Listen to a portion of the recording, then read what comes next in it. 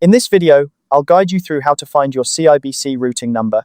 Understanding how to locate this information is essential, whether you're setting up direct deposits, automatic payments, or simply need it for a transaction. So let's dive right in. First, make sure you have the CIBC mobile banking app installed on your device. This app is incredibly convenient for managing your accounts on the go. Once you have it open, sign in using your credentials. If this is your first time using the app, you'll need to set up your login details, but assuming you've already done that, go ahead and log in.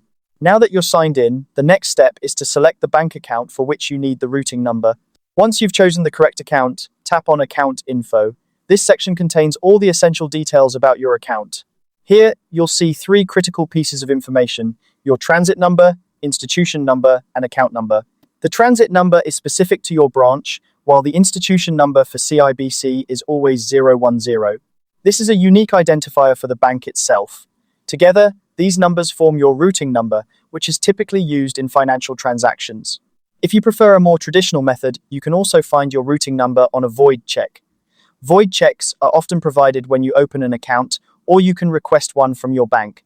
Additionally, if you have a direct deposit form, your routing number will be there as well.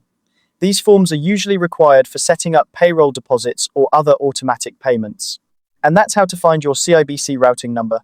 By following these simple steps, you'll have all the information you need right at your fingertips. Whether you're using the mobile app, a void check, or a direct deposit form, accessing your routing number is straightforward and hassle-free.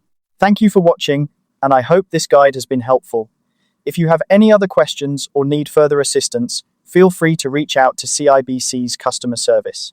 Don't forget to like and subscribe for more helpful tips and guides on managing your finances.